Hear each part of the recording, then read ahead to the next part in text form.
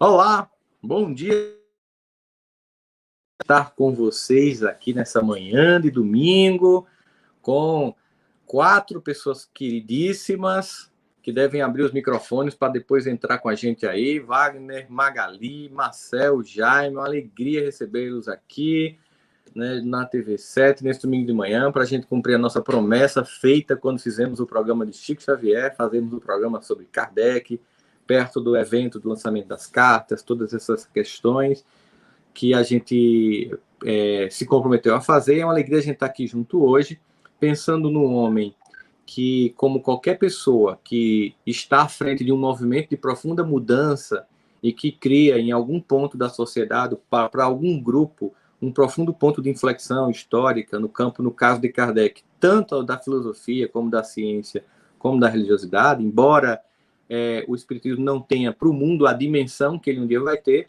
Nós somos aqui os precursores, né, mais de 150 anos depois, de um movimento que ainda está se consolidando, mas que, não obstante a isso, provocará muitas rupturas. E aí a gente ficava pensando aqui, a gente conversando, né, como seria isso que muitas pessoas denominam de o bom senso encarnado? Como o bom senso encarnado, gente, encararia a total falta de bom senso que a gente vive nos nossos dias atuais. Como ele, com sua lucidez, né, o seu escrutínio extremamente racional, baseado em dados extremamente buscados, com sua pedagogia aprendida na escola de Pestalozzi, com toda a sua formação, consistência intelectual, viveria e tentaria entender um mundo quase que beirando a distopia que a gente vive hoje. Tão absurdo que é.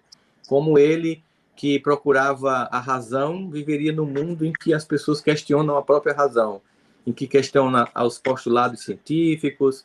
E aqui nada, nenhum objetivo da gente fazer uma análise da política rasa brasileira, nada disso. Kardec está muito além disso. A análise é muito maior do que essa. Mas é um momento que a gente sabe que existe uma lei do progresso, a gente sabe que a lei do progresso opera, e mesmo no momento que parece que a gente está recuando, um progresso em outros níveis que a gente não consegue ver está se processando a ponto de fazer novas rupturas gigantescas no mundo que a gente tá vendo hoje.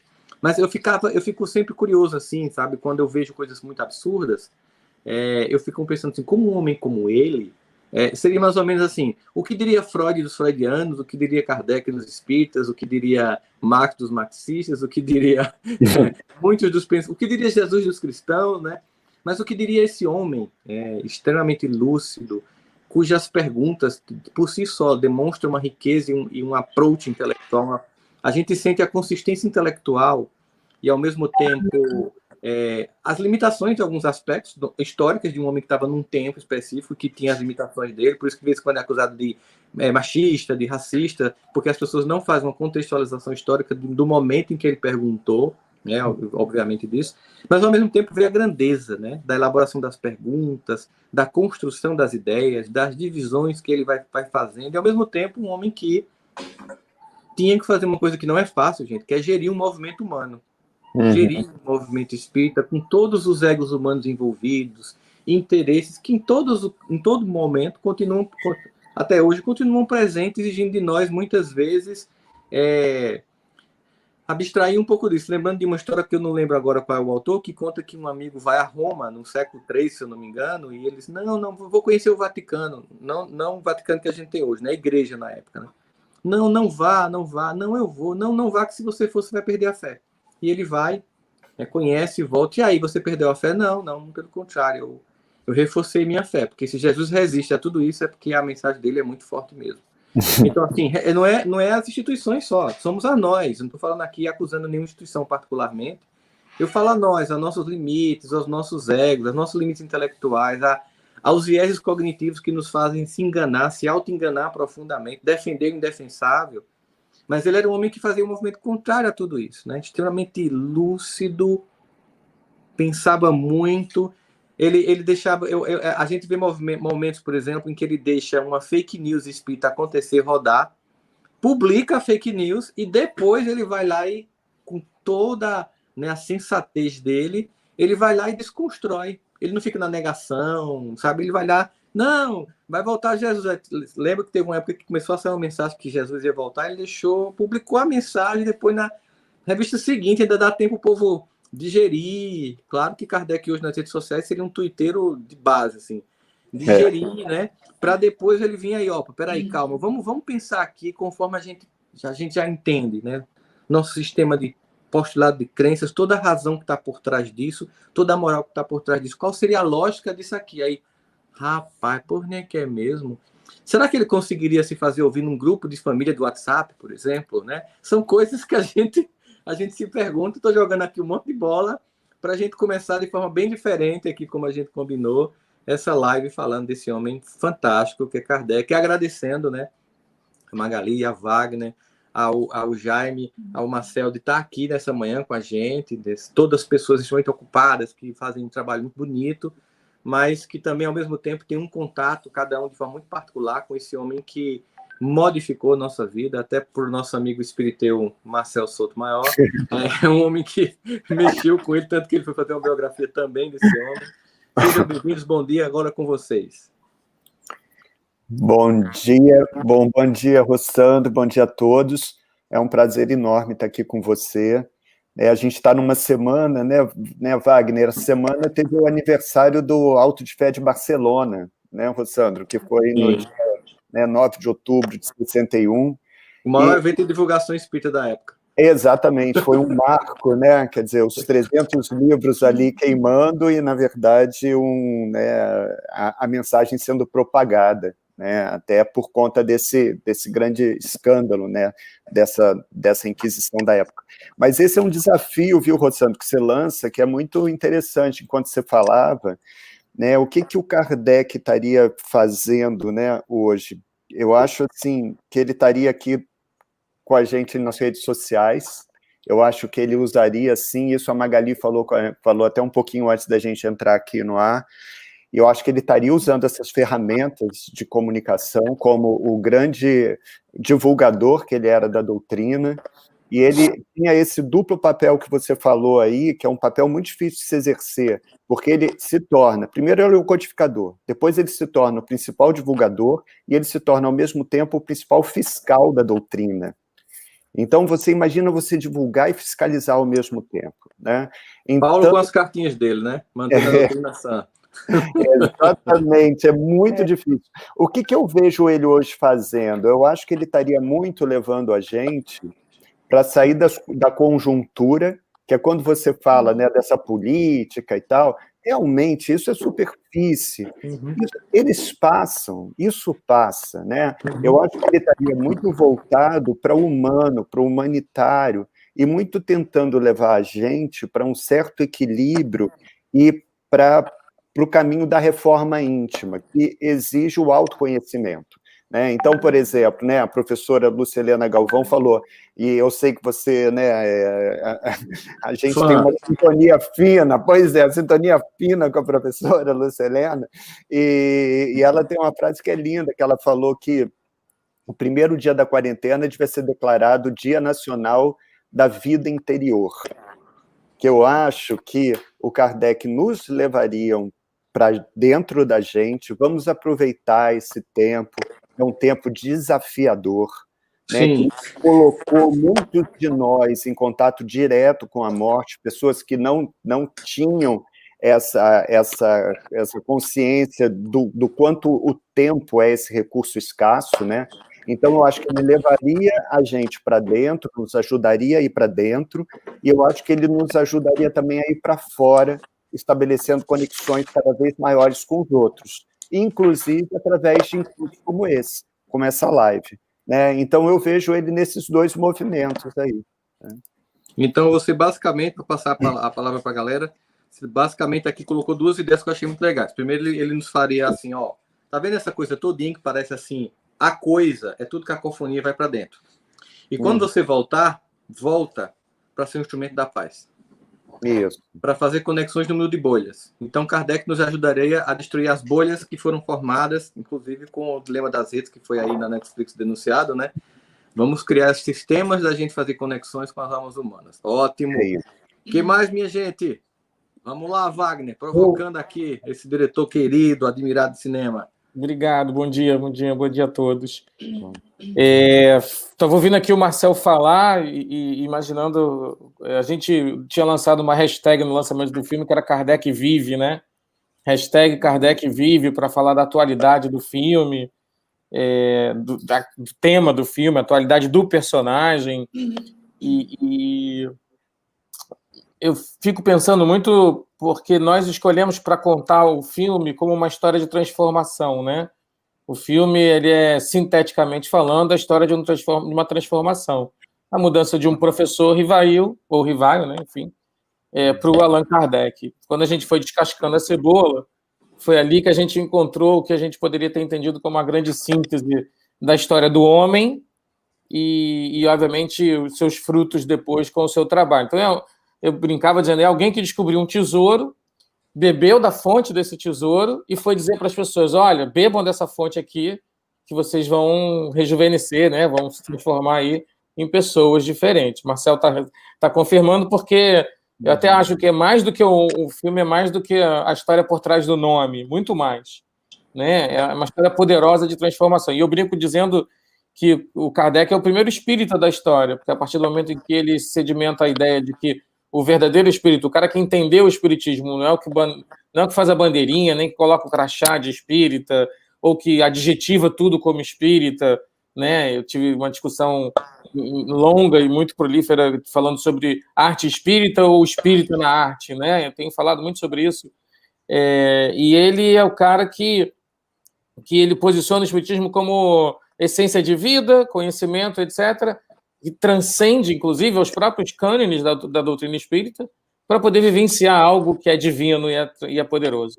Então, eu fico pensando que nos dias de hoje, talvez o professor Rivaio estivesse fazendo duas coisas muito clássicas que, para mim, marcam o trabalho dele também, além das redes sociais, né, Marcel?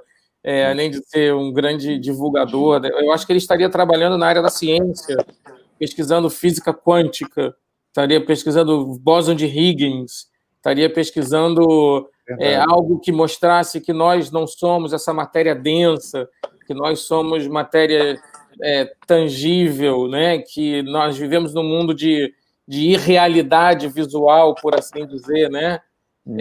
E, ao mesmo tempo, ele estaria nas áreas humanas, falando que é o grande aspecto da obra dele, para mim, um aspecto... Talvez ele também estivesse investigando viagens a Marte, né? Sondas a Júpiter, porque é um dos pilares da doutrina, né? E lá na ponta, talvez também ele estivesse participando de reuniões de materialização com um fundo de pesquisa, entender como se usa o ectoplasma para transformar a célula, como se usa o ectoplasma com a força do pensamento. São pesquisas que estão aí andando poderosamente, né?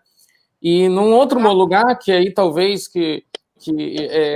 talvez fosse o mais difícil e talvez onde ele sofresse mais, onde ele acumulasse mais e-mails e onde ele se sentisse mais, não sei se a palavra é incapaz, mas se sentisse mais filho de seu tempo, zeitgeist, né? Assim, fruto incapaz de poder mudar o mundo nesse sentido, é o aspecto moral, né? Como é que você acelera moralmente a si mesmo e como isso... Que mecanismos podem ser viáveis para acelerar moralmente ou para agilizar moralmente a transformação das pessoas. Então, acho que ele seria um multiplataforma, com certeza, né? Ele e a Gabi, eles estariam multimídia conectados o dia inteiro, mas eu acho que nesse campo do conhecimento humano que vai transformar vidas, né? O dia que a ciência conseguir entender a potência do ectoplasma e entender que se você acumular ectoplasma numa caixa, eventualmente um espírito desmaterializado pode materializar a garganta e vir dar uma mensagem, e vir dar uma informação, dar uma orientação, um conhecimento, e quando isso for feito de uma maneira num laboratório espírita, como é o Frei Luiz, alguém citou o Frei Luiz, como os lugares onde eu frequento há 15 anos, reuniões de materialização são assim. E os espíritos, cada vez mais, eles também se elaboram nessa técnica. E essa é uma técnica científica, uma técnica de traço transformador oficial. Olha, a gente faz célula-tronco, a gente tira a célula, transforma a célula aqui, investe... Eu acho que o Kardec estaria nesse lugar hoje, estaria em contato com o pessoal da NASA, estaria em contato com... E aí, moralmente, trabalhando intensamente por questões filosóficas que ajudassem, talvez bebendo nos gregos, né? Bebendo na filosofia, na grande democracia grega, bebendo talvez na República Romana, antes do Império, né? Na grande República Romana, e dizendo, olha, nós podemos nos respeitar, beber e não repetir o erro de lá de trás, né? Olha como foram os erros de lá. Ele fez isso, na verdade, ele fez muito isso, mas talvez a gente esteja precisando reviver as bases sólidas da nossa civilização, que nos trouxe até aqui, né? Talvez ele fosse um grande crítico da Revolução Industrial, do capitalismo selvagem, mas, ao mesmo tempo, entendendo a necessidade da democracia dentro de uma sociedade... Enfim, não vamos falar de ideologia política, etc., mas eu vejo ele um cara absolutamente preparado para o mundo, porque talvez ele não fosse muito desse mundo, então ele talvez construísse bem um novo mundo. Regeneração, as pessoas... Para encerrar, assim, a regeneração é um parto. Ninguém falou que a regeneração seria uma cesárea tranquila, né? A regeneração é um parto natural, né? De horas e horas da mulher. Eu acho que vai ser a fórceps, amigo. Então, pois eu não sei quão fórceps vai ser, mas é um parto, né? E esse parto tá doloroso. E é assim que tem que ser, né? Então, acho que a hashtag Kardec vive muito na transformação de cada pessoa que conhece esse conteúdo, que entende a vida além da fronteira da matéria, que pesquisa isso, que faz isso o seu próprio alimento. Tem Kardec ali, né? Tem muito Kardec no mundo. Né? Quando você fala, eu fico vendo que você fala de um Kardec que é típico ser humano que está na caverna, sai, vê que é tudo sombra e volta para avisar para a galera, né? E, obviamente, você é louco, que é isso, tal, é um movimento muito comum, né? Você falou do como ele iria, como era o caso dele, que até o Marcel citou, um homem de muitas frentes, e aí estaria fazendo todas essas pesquisas, era um leitor da Nature, se não fosse um publicador de artigos, com certeza. Muito provavelmente. Né? E ainda também teria uma outra coisa, que também seria uma coisa que quando você se torna mais evoluído, que não é meu caso ainda, né? que é ter a paciência de lidar com os movimentos institucionais, que também fazem parte do espiritismo, e perceber que as pessoas não avançam com a velocidade que a gente gostaria, né? Que as pessoas avançam no tempo delas, e claro que a maturidade nos dá um momento em que a gente começa a ficar um pouco mais, é o tempo da pessoa, também levou o meu tempo para chegar aqui, então vamos esperar um pouquinho, né? Claro que de vez em quando vamos dar uma empurradinha, porque o povo também gosta de dar uma parada assim, não, calma, vamos caminhar, né? Mas também entenderia o processo das pessoas. Acho que esse homem que, como Marcel diz, mandava a gente sair da superfície para ir para dentro e voltar como instrumento da paz, seria também esse homem que nos chamaria para sair da caverna e ver que a gente estava dando ibope às sombras, nos sentidos mais plenos e polissêmicos da palavra sombra que a gente pode imaginar em nossos dias. Então, Magali, você agora, que é a nossa woman presence aqui. Representatividade, né? Estou representando. Tá na cota. Ai, gente, olha, primeiro, bom dia, né? Todo mundo que está acompanhando a gente, todo mundo que vai assistir, bom dia, boa tarde, boa noite, eu não sei que hora que vão ver essa live, né? Mas bem-vindo aí a todos. Eu fico imaginando, assim, vocês falando de tudo isso, vai passando um filme na cabeça da gente, né? Mais um filme sobre Kardec. E trazer esse Kardec para os dias de hoje é uma proposta bem interessante, porque a gente costuma, às vezes, perder referências, né, do que a gente poderia estar fazendo hoje, baseado nesses monstros, né, que passaram na história, que construíram aí coisas para mostrar caminhos para a gente a seguir. E, às vezes, a gente esquece desses grandes indicadores de caminhos que foram essas personalidades, para dar referência para a gente seguir uma trilha melhor, para a gente construir um futuro melhor, né? Nós vamos ser os inspiradores do futuro, e eles foram aqueles que inspiraram o nosso presente. Então, acho que a gente nunca pode esquecer dessas grandes referências, né? E vocês falando tudo isso, eu lembrando do Kardec, que teve uma família que não era da cidade, era da família do interior, uma família muito abastada, né? Uma condição social segura. A Meli também, só que a família dela era da capital e tinha recursos, eles tinham dinheiro. Eles se juntaram, deixaram tudo isso de lado e os dois juntos fundaram um instituto, o foco deles era trabalhar a educação, então a formação de Pestalozzi, as cartas de Rousseau, toda aquela descoberta na linha da educação, foi o que inspirou o Kardec a construir a sua história dentro do ensino da França, que a gente todo mundo já sabe, né? Mas inspirou a vida dos dois de se unir em prol da educação, atender crianças, né? Dentro do Instituto também crianças carentes, depois deram aula gratuita às crianças, abriram mão do recurso financeiro de uma vida mais segura para uma vida mais simples, dedicada, esforçada. Então, assim, nessas cartas que vocês citaram recentes também, que eles encontraram, cartas onde ele recolhia jovens, ajudava pessoas, né? Inclusive cita aí essa história de ter uma menina que eles também talvez adotaram, acolheram, e a preocupação deles, as cartas que eles trocavam, a preocupação de levar essa educação para ela, né? Para já preparar essa criança para um mundo melhor, até que, né, dizem que aí ela parece que também teve um momento que ela foi acometida por uma doença e ela desencarnou, e a partir daí eles sofreram um abalo muito grande, né? Aí eles voltaram para a cidade, ele voltou para a parte administrativa, parece que aquele sonho do Instituto, aquele sonho da educação ficou um pouco pausado pela sua dor e sofrimento, segundo as informações desses documentos, e ele se voltou a uma questão mais da sobrevivência, da vida, da luta pelo cotidiano, pelo dinheiro, pelo recurso, um homem que antes de chegar a todo esse conhecimento, também tinha que lutar pelo seu dia a dia, né? Pelas questões de sobrevivência, e que tiravam ele do foco, muitas vezes, da missão grandiosa que ele tinha, até que aconteceu todo aquele fenômeno, a ciência levou ele para o caminho da educação, da realidade espiritual, e a partir daí eu acho que o Kardec descobriu, segundo algumas anotações dessas cartas também, de que o trabalho da educação, o sonho da vida dele retomava.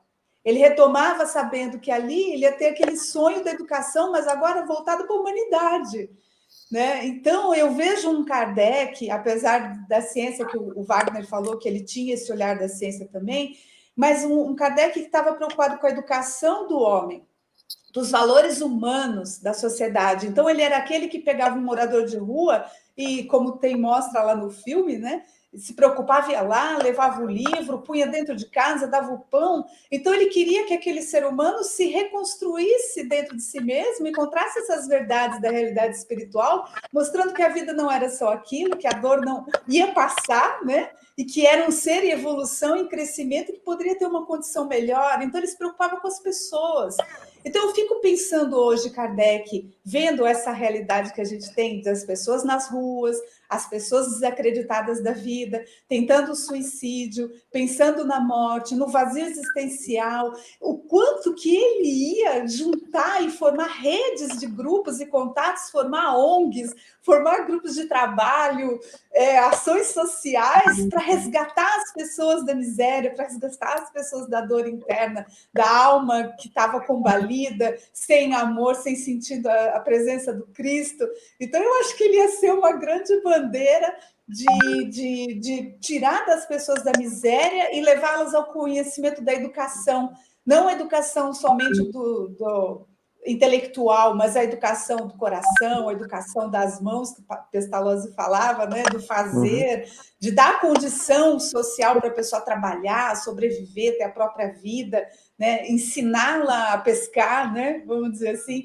Então, eu acho que hoje, o que eu vejo, por exemplo, hoje eu estou com a camiseta em homenagem à fraternidade, eu sei que você usa muito também, mas eu acho que o Wagner Moura ia ser um que o Kardec ia estar ali do lado, ajudando ele muito a fazer tudo isso acontecer. Então, eu vejo o Kardec e a Amélie, grandes educadores ainda presentes na humanidade hoje, trabalhando nesse conceito da recuperação do ser humano. Quando você fala... Você falou Wagner Moura ou você falou de mim? Não, o Wagner Moura. O Wagner Moura da Fraternidade Sem Fronteiras.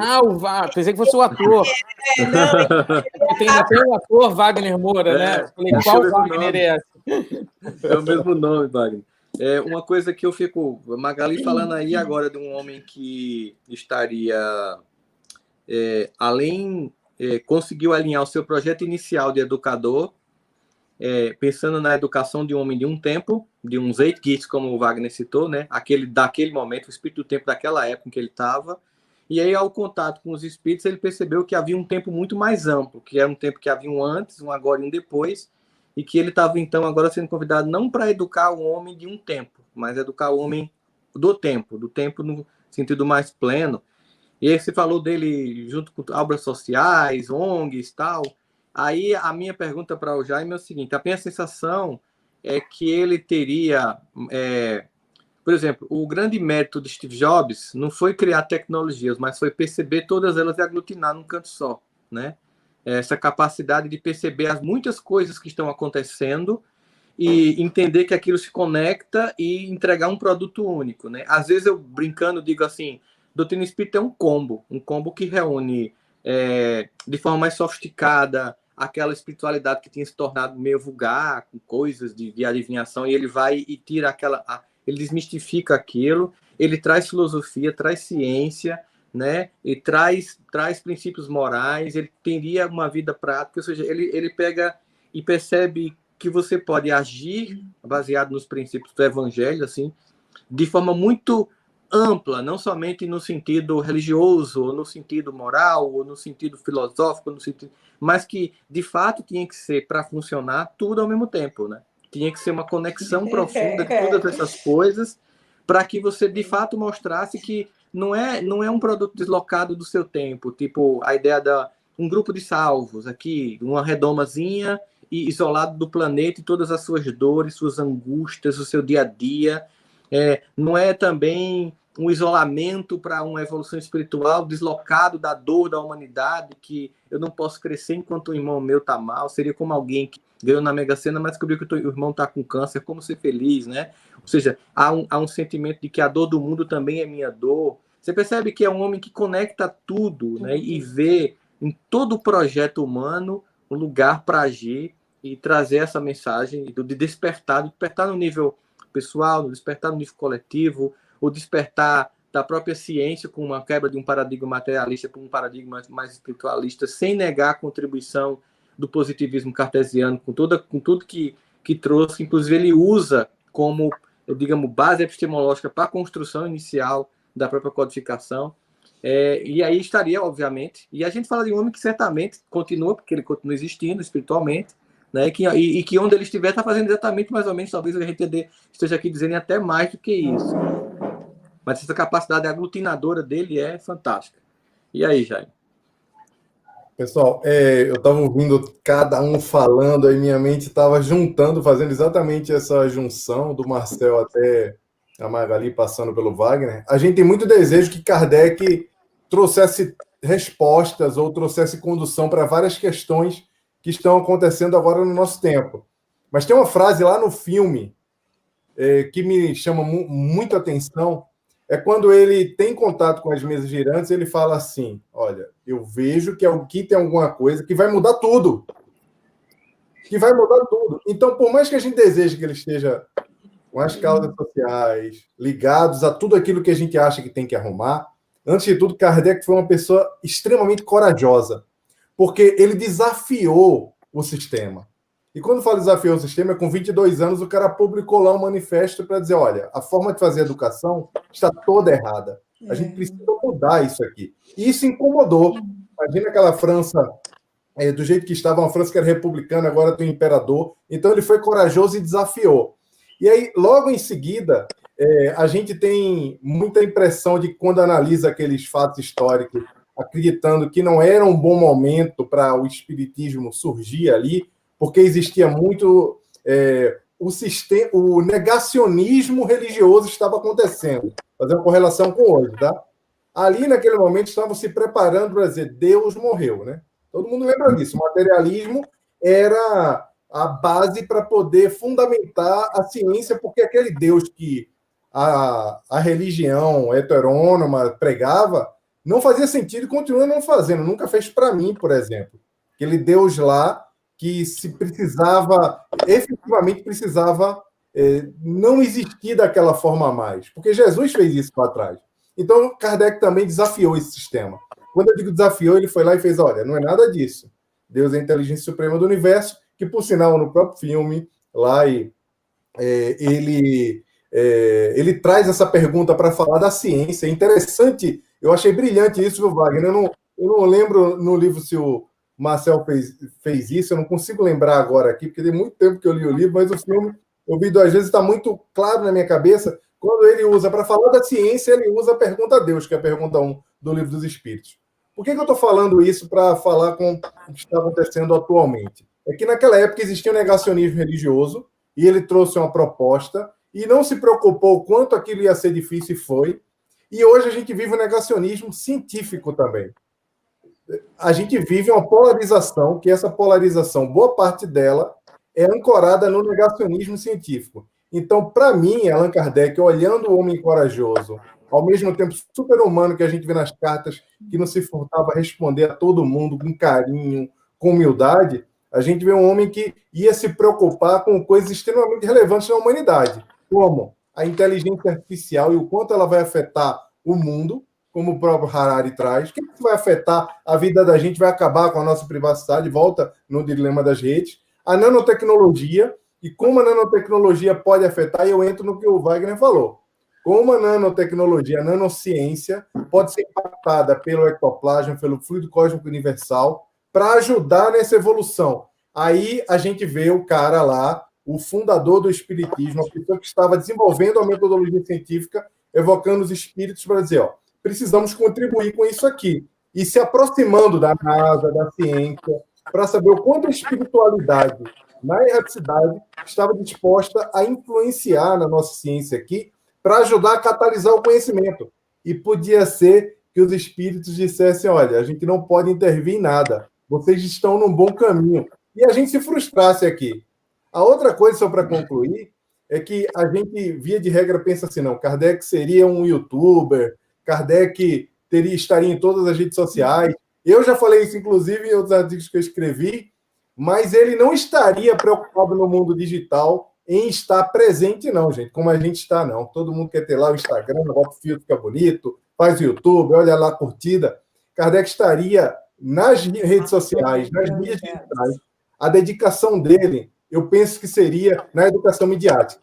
Ele ia ajudar a gente a pensar como as redes sociais podem ajudar a humanidade e, por meio das redes sociais, ele ia ajudar a desmistificar essas agendas que vêm acontecendo. Negação da Covid, negação da terraplanista, ele está combatendo as fake news, ele está combatendo a coisa que eu acho hoje que é lamentável, eu fico muito triste toda vez quando eu vejo essa coisa de que se fala que o vírus foi criado por chineses para poder dominar o mundo, replicando o que aconteceu com a peste negra, quando os judeus foram perseguidos. Ou seja, Kardec está preocupado com agendas globais, duras, que iam fazer com que a gente pensasse. Agora, o pior disso tudo é que talvez muita gente estivesse contra ele, mas não é uma novidade para ele. Você olha a introdução da Gênese e você olha o próprio Otto em Barcelona, a forma de reação, ele viveu o período de luta. Então, estaríamos vivendo outro período de luta do espiritismo, sabe?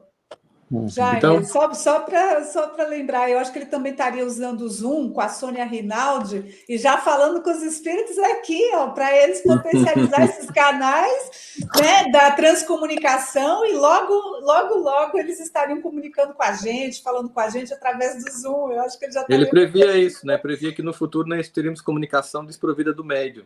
Exatamente.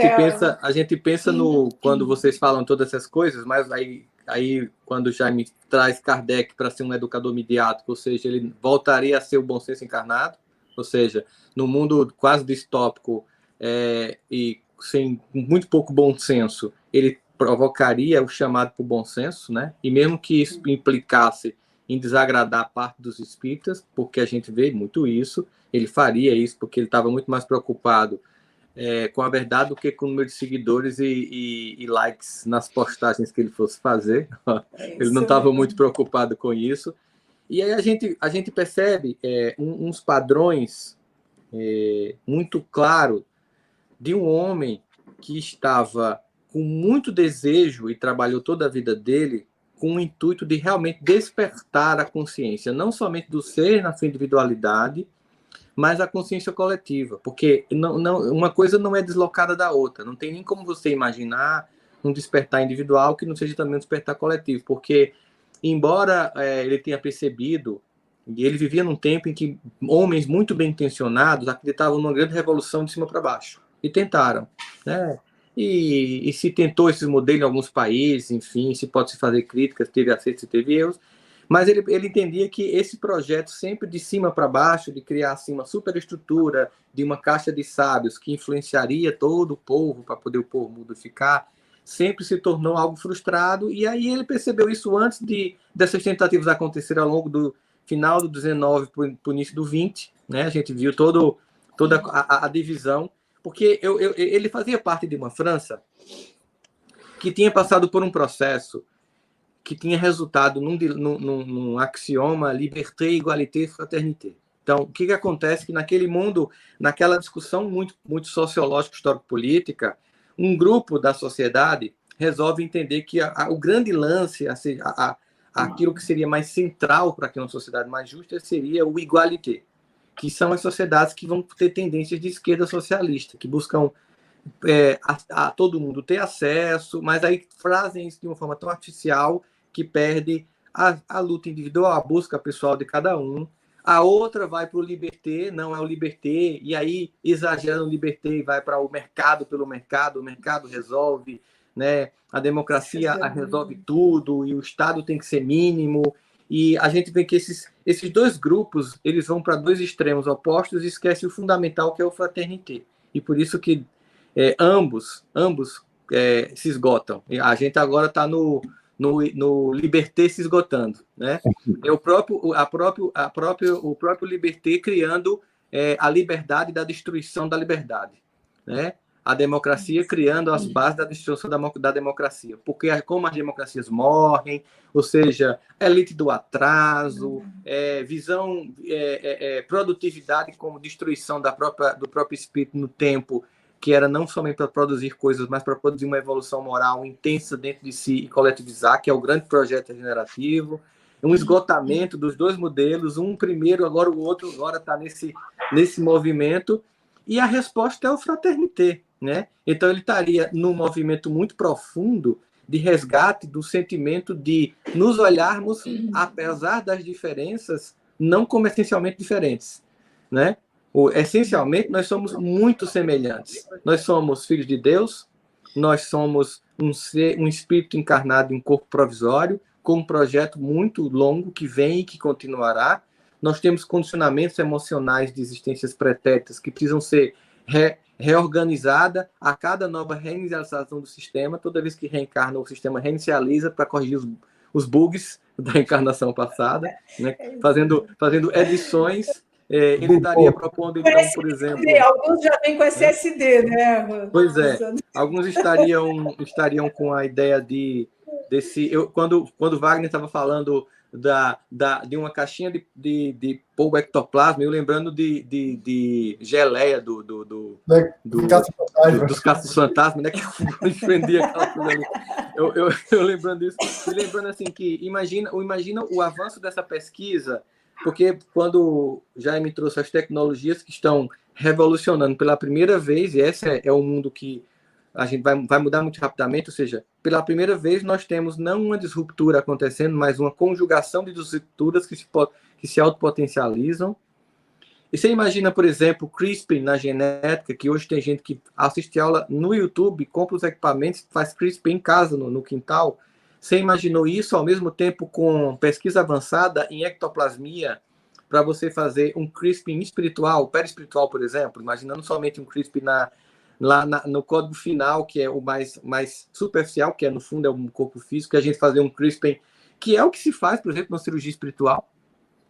No fundo é isso, é um CRISPR, uma cirurgia espiritual é um CRISPR já feito. Agora, imagina isso ser descrito e não ser mais místico, e não ser mais, sabe, médios com escândalos. Não, isso aqui é assim, funciona assim, sabe? E a gente abriu o sistema Unimédium realmente para vender os planos de saúde para a galera, para fazer brincadeira aqui à parte. Mas a gente perceber assim, o quanto tudo que a gente está vivenciando hoje está se potencializando, e às vezes as pessoas não conseguem fazer essas conexões, porque obviamente a gente sabe que a grande massa da humanidade, no plano evolutivo que o planeta se encontra, ainda está em consciência de sono. que eu brinquei bem no início das lives falando que tem um grupo de despertos, um grupo de espertos e um grupo enorme que dorme. E que o projeto regenerativo seria a balança que era muito mais dos espertos para os despertos começar a mudar muito mais para os despertos do que para os espertos. E esse miolão aqui do meio, por osmose, e pendendo para despertar a consciência. Aí você percebe assim, que ao mesmo tempo a proposta dele, do cristianismo redivivo, né, dessa promessa, é uma proposta assim, você tem uma profunda responsabilidade em sua reforma pessoal, porque ela é quem vai fazer a reforma coletiva. Você tem um grande papel de construir suas transformações íntimas, e isso é intransferível, isso não passa por terceirização, né? Isso não passa por você colocar, delegar para ninguém, mas uma profunda responsabilidade. Quando ele faz esse movimento, e é interessante quando o Wagner ele pensa assim, não, a gente vai mostrar no filme a trajetória de um homem, né? Porque assim, se você for observar grandes nomes da religiosidade que começam com uma negação e se convertem num grande divulgador, como o próprio Saulo de Tarso, né? Que ele também faz uma trajetória de negador, ele vai para negar e termina se convertendo e se torna um grande divulgador, e é um homem que continua acontecendo, porque Paulo não se transforma em Paulo em Damasco, né? Ele ainda está lá na segunda carta a Timóteo, sendo um homem transformado. Então, Kardec é um homem que vai se transformando ao longo da trajetória do contato dele com a doutrina espírita, deixando para nós, e quando você faz essa escolha, Wagner, junto com o Marcel no livro, no filme, de falar muito da trajetória de um ser humano, que por mais grande, genial e muito rico que seja, é um ser humano, com todas as dificuldades humanas, você traz ele para próximo da gente. Você tira aquele homem do natural rosto sisudo, que era como as pessoas se fotografavam na época, que não era a época do selfie com filtro, né? Tinha que ser realmente com toda aquela seriedade que as fotografias, e aquele homem quase que inatingível, né? É um homem que tinha todas as dores humanas e que não se furtou de fazer sua caminhada, deixando para nós assim o recado. Nós temos que fazer nossa caminhada, e a nossa caminhada feita junto com, digamos assim, apoiada, no sentido mesmo de suportada, como a irmã Rosália coloca no capítulo 5 do Evangelho segundo o Espiritismo, sobre nosso objetivo é nos suportarmos uns aos outros, no sentido de dar apoio uns aos outros. Nossa caminhada agora, apoiada, suportada, na base de uma racionalidade moral que ele trouxe junto com os espíritos, que ele não tinha, né? Ele constrói, digamos assim, uma estrada muito mais lúcida para fazer essa jornada, que diminui muitos riscos de desvio. Ele cria, junto com a espiritualidade, um arcabouço de conhecimento que, de vez em quando, ele é tão digamos assim, mais ou menos, grosso modo, para comparar, com uma preocupação de Steve Jobs com o iOS, de criar um sistema tão fechado que, por mais que alguém tente atacar, ele é muito orgânico no sentido de se defender. Então, você percebe que, em doutrina espírita, por mais que vez ou outra surja alguém querendo criar um racha, não consegue. Porque a construção desse paradigma da terceira revelação, ele não se permite a interpretações muito viajosas, entende? Assim, não, vamos criar aqui um espiritismo à direita ou à esquerda ou ao centro ou esotérico, sabe? Existe uma...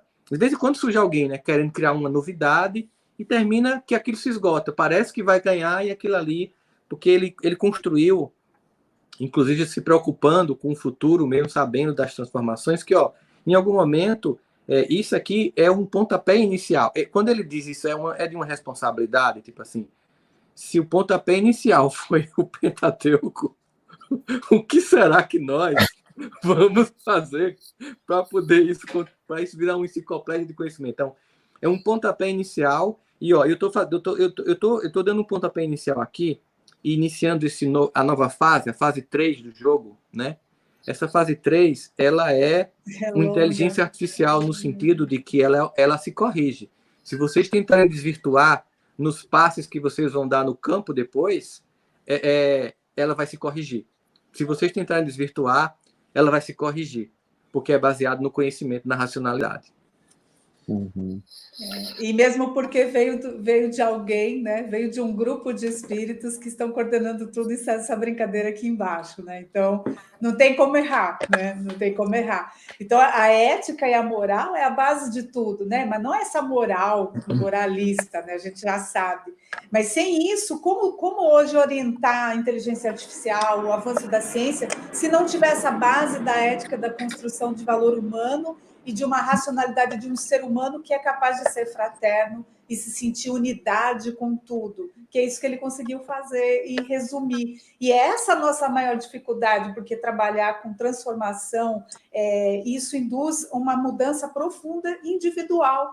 Ela só se tornará coletiva quando ela partir do indivíduo. E ele tinha essa preocupação de cuidar do indivíduo, de cada um, né? E eu acho que cada um de nós aqui está vivenciando isso, né? Essa experiência de transformação. Né? Agora, Magali, uma coisa que eu acho muito interessante. Não, primeiro eu queria falar da leveza do Kardec, né? Dessa alegria que vocês viram. Realmente ela não está muito, no meu livro não está esse Kardec tão leve. Eu acho que o Wagner foi muito feliz em construir alguns momentos de grande delicadeza assim, no filme. Assim, eu adoro a cena do Kardec com a Amélie tomando sopa, né? E tem várias... Ali a mágica do cinema acontece, né? Você vai além do texto e realmente ali com Leonardo vivo, dando vida, né, tão intenso, dando vida ao Kardec em situações domésticas dessas, isso é o cinema, né, Wagner? Não tem como eu, num texto jornalístico, criar aquela cena tão linda. Então, é muito bonito quando você, em cada janela narrativa, você faz algumas mágicas acontecerem. Né? Então, assim, né, hoje vai ter uma coisa que é muito especial também, que hoje é o Festival do Cinema, né, Wagner, que a gente vai ter o Kardec... Academia Brasileira de Cinema. Em seis categorias, não é? Né? Então, está o nome do Kardec em 6 categorias, então eu não estou nem quase que falando do filme aqui, eu estou falando da alegria que é você estar num evento que vai ser transmitido ao vivo, você ter... indicação para Kardec, e a gente vai ouvir esse nome 6 vezes. Que lindo, né? Verdade. Então, uma coisa que eu tinha, né, com o Wagner, e a gente brincava, eu brincava, né, que o nosso projeto secreto, né, eu falava que era muito projeto secreto, era o quê?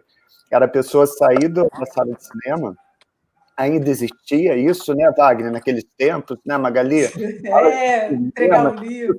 Sentavam uma do lado da outra, comiam pipoca. Então, a gente tinha a esperança de que a pessoa saísse ao ver cenas daquelas do Kardec desafiando o invisível, lançando as perguntas para o invisível, o que é Deus, que as pessoas olhassem e ficassem impactadas, porque a gente deixou várias perguntas, o Wagner deixou várias perguntas sem resposta no filme. Né? Então, assim, ele lança as perguntas. Onde é que estão as respostas? No Livro dos Espíritos. Então, a gente tinha muito essa esperança de que a pessoa saísse do cinema e fosse abrir o Livro dos Espíritos, fosse abrir o Livro dos Médiuns, né? Como aconteceu, né, Wagner? O Wagner já recebeu infinitos relatos. Você tem hoje um Kardec no mundo, em mais de 150 países, né, através do streaming. Então, quer dizer... o filme ajudou a levar o Kardec ainda mais longe, né? E aí todas essas facetas que vocês falaram, eu achei muito interessante essa nossa roda aqui, né? Eu fiquei anotando, como jornalista, né, que fica anotando, né? Como é que o Kardec foi aparecendo em cada janelinha, né, nesse combo, né? Então, você tem o filósofo, você tem o cientista, você tem o Kardec da formação moral. Eu tinha colocado religião, aí eu cortei do meu papel religião, e aí eu falei, não é isso, é a formação moral, que a gente tem que ir além dessa coisa institucional. Então, né, o despertar do pessoal do coletivo, o bom senso encarnado, o educador, que a Magali lembrou bem, esse cientista, né, que aí a gente entra no que o Jaime falou, eu acho que ele ia identificar essa oportunidade e essa urgência de a gente ir além do materialismo na ciência. Isso já foi, isso acabou. O negacionismo científico que fecha os olhos para o extrafísico, isso não pode mais existir. Então, eu acho que o Kardec ele estaria numa linha de frente mesmo, falando, gente, chega, né? Não é possível, a gente está sendo atacado, no mínimo a humanidade está sendo atacada por um inimigo invisível que botou todos nós nas suas casas e a gente fica falando de que a matéria é que é ciência e tudo que não é matéria não é científico. Ele estaria respondendo a todos esses caras, né, Marcel, através de cartas, debatendo lá nas revistas. Nossa, isso é maravilhoso. Fazendo muita live com o Rossandro. Deixa eu fazer uma pergunta para o Marcel e para o Wagner, viu, Sandro? Aproveitar. É porque a pergunta que não quer calar sempre é das cartas, gente. O que as cartas... Agora, vê, o Marcel que escreveu a biografia, o Wagner filmou também essa biografia com esse brilhantismo da humanização, né? Eu faço um estudo do livro Obreiros da Vida Eterna, e toda vez que eu falo em André Luiz, eu falo, aqui André Luiz está sendo a gente. Então, lá a gente vê Kardec sendo a gente também. O humano que está ali, né? Essa humanização que a gente vê na obra do André Luiz também. O que a carta... A gente viu já que nas cartas a gente viu um Kardec super humano, humilde, falando com o chefe da polícia ali, com aquela... seu servo humilde para o chefe da polícia, ele se coloca dessa forma. Ele falando... Ele, quando não responde a alguém, ele fica pedindo 1000 desculpas, mostra que respondeu, olha, não chegou aí, enquanto a gente vê que hoje em dia as celebridades se afastam muito mais das pessoas. Kardec, todo mundo que entrava em contato com ele, ele tentava se aproximar e ser atencioso, porque ele sabia que tinha um papel aglutinador. Nessas cartas, em especial, eu não quero falar daquelas que vocês viram já antes, lá antes do projeto, sim das que estão publicadas. O que essas cartas vão mudar um pouco na percepção que a gente tem do codificador? Porque uma que eu li que me chamou muita atenção foi ele falando sobre cura. E durante muito tempo, nós que somos assim muito ligados ao pensamento de Kardec, muito preocupados com o desvio do pensamento de Kardec, nós sempre pensamos assim, olha, cura não faz parte do processo do centro espírita. O centro espírita de cura não está bem seguindo os princípios kardecianos, digamos. Mas quando a gente olha Kardec conversando com um correspondente, falando assim, olha, pergunta aí ao médium, isso ao espírito, e depois, dependendo do que ele respondeu, eu quero uma consulta aqui para minha esposa. Não sei se você lembra dessa carta, né? Então, o que vai mudar na percepção para a gente? Vocês têm algum cheiro, alguma coisa? Não sei se... Marcel, por favor, continua aí. O Wagner não pode falar.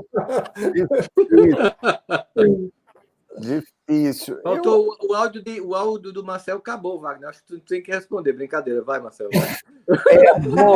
Boa.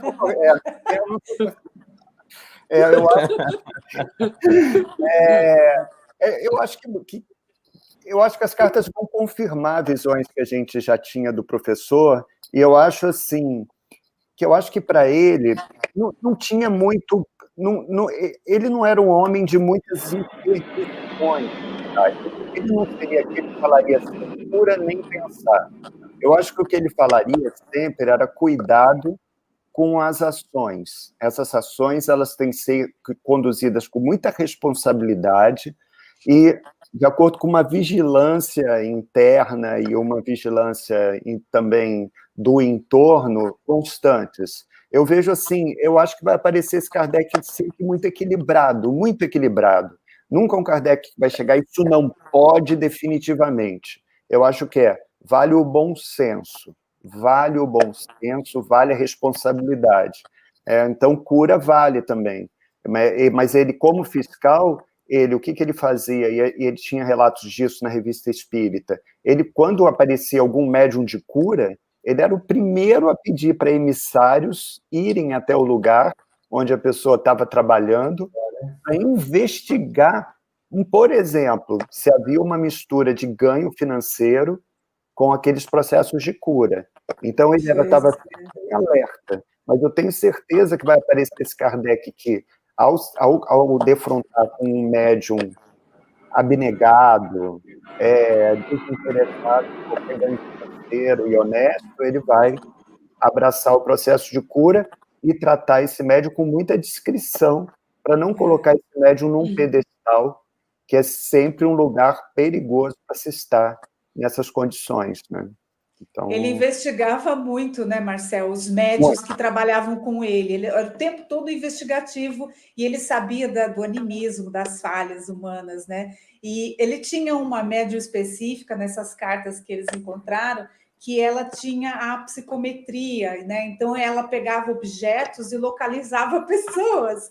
E ele confiava tanto nessa médium que, quando chegavam cartas que tinham desaparecidos e tal, ele entregava a ela esses pedidos e ela localizava, e diz que ajudavam até com policiais encontrando a pessoa. Então, assim, ele usava de todos os recursos do que ele conhecia na doutrina espírita para experimentar, Você para já ver imaginou? a veracidade das coisas, né? Magali falando isso, eu fico imaginando assim, como o preconceito que as pessoas têm com a espiritualidade, né?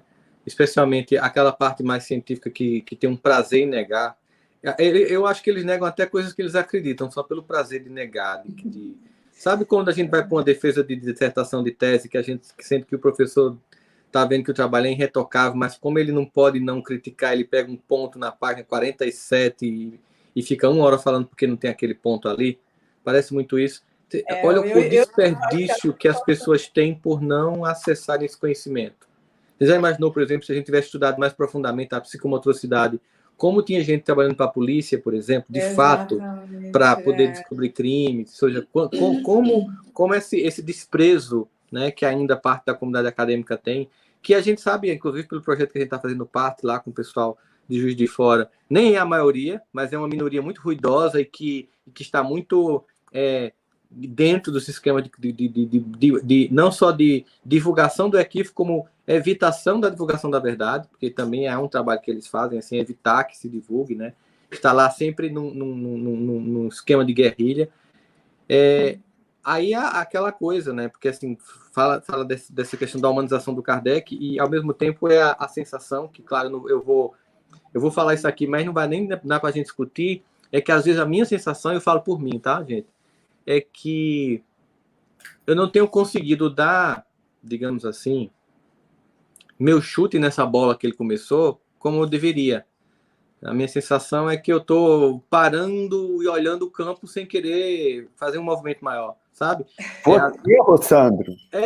Porque assim, sério, porque assim, a minha sensação é essa doutrina é uma coisa tão grandiosa, e ela ainda está tão apequinada por nós, entende isso? Né? Ela está apequinada por nós, ela é grandiosa, mas está apequinada por nós. Assim, a sensação é, pô, o que é que eu posso fazer mais para poder porque assim, é tipo assim, ele dá um chute enorme, aí ela passa metade do campo, a gente tá a 3 metros do gol e parou. Sabe?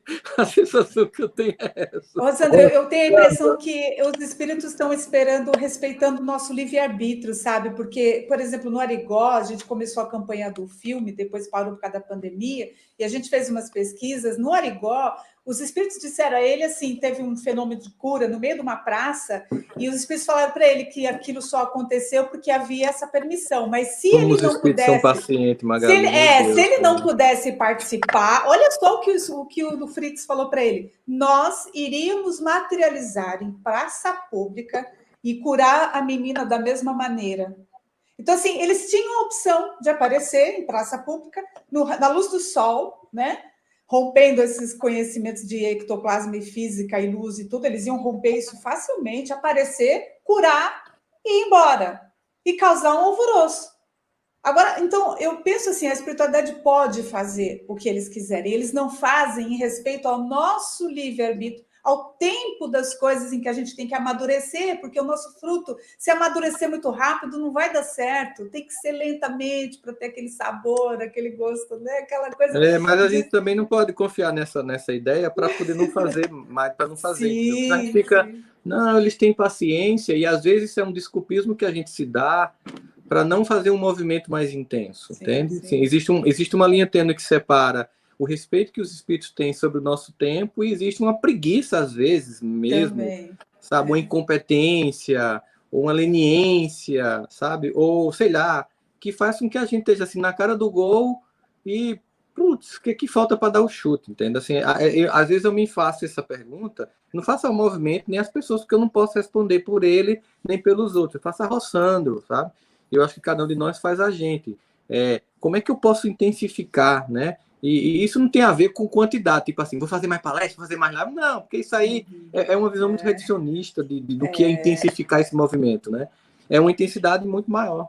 Não, Fala, Rossano, Marcelo. mas assim, eu vou te falar, assim, você faz muito, e eu acho que muitas vezes as pessoas não sabem, as que acompanham aqui, é porque a gente está vendo aqui o Rossandro aqui na live, mas tem um Rossandro dos bastidores, que é um Rossandro que participa das calls aqui só com a gente, fora das transmissões, que você está sempre dando dicas para a gente de como ampliar nossa voz, de como levar nossa mensagem ao maior número de pessoas possível, né? A Magali, né? Magali sabe, assim, quando eu comecei a entrar em redes sociais, o Rossandro deu várias dicas valiosas, assim, até tecnológicas, assim. Então, você tem uma preocupação de levar a mensagem cada vez mais longe, assim, eu vejo isso, né? Então, agora, uma coisa que eu estava pensando a partir do que o Jaime falou, do que a Magali estava falando também, sobre esse Kardec, o que as cartas vão mudar,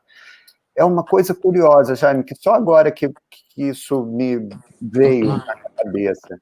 É o seguinte, você tinha um Kardec muito discreto e muito estratégico, e silenciando muito, inclusive para não lançar luz sobre médiums que poderiam, por exemplo, ser desvirtuados por perigos, né, que o Chico Xavier sempre dizia, como vaidade, né, como ambição. Então, ele tinha esse cuidado. A partir do momento em que rascunhos de cartas, textos que ele não publicava, que eram privados, vêm à tona, talvez alguns segredos de Kardec também, dessa descrição, sejam revelados. Aqueles cuidados que ele tinha, né, que ele tomava, para não atrapalhar, como o tempo já passou e tudo, talvez alguns desses segredos venham à tona, agora sem risco de contaminar os médiuns no entorno e o ambiente. Está vindo ali, porque o Wagner está dizendo ruim, está meio concordando ali, né, Wagner? Eu não estou refletindo também. Eu vejo que a gente teve acesso a essas cartas, né, Marcel? A gente passou boas horas com elas, vendo tudo que tinha ali, destrinchando tudo, bastante tempo, enquanto o Marcel ainda estava desenvolvendo a parte final do livro. E eu acho que tem algumas coisas que funcionam do ponto de vista de dizer cartas secretas de Kardec. Eu aprendi com o Eduardo Bueno que a história você reescreve todos os dias, né? Porque ninguém tem o domínio do que foi. Olhar para trás é de uma desvantagem absurda para quem ficou lá atrás. A gente não sabe como foi. O nosso exercício de fazer o filme é tentar elucubrar contexto, né, pessoas, etc. Mas nunca vai ser igual, vai ser sempre representação. E talvez, como Emmanuel narrando Paulo Estevão, como Emmanuel narrando há 2000 anos, aí você vê como era, porque ele viveu, né? Então isso é transcendental e fantástico em termos disso. Então, qualquer coisa que esteja escrito lá nas cartas por Kardec são resultados de um tempo, e mostra primeiro a nossa ineficiência em trazer para a gente um cara que codificou um conhecimento e botou ele na parede, mitificou ele, quando era tudo que ele não queria, né? Ser mitificado, ser endeusado. E a outra coisa como também nós fomos ineficientes em prender esse conhecimento numa caixinha chamada Centro Espírita, não Espiritismo, mas numa caixinha chamada Centro Espírita, e fazer nós e eles, né? Nós e eles, também no centro do movimento espírita, é muito ruim, porque Kardec foi procurar cigana, né? Kardec teve leitura de mão, Kardec teve o olho curado, porque ele quase ficou cego. Essa história da filha, eu acho que é muito barulho por nada, do ponto de vista do ser humano que porque ele adotou um monte de gente, ele ia botar um monte de criança na Ville de Ségur.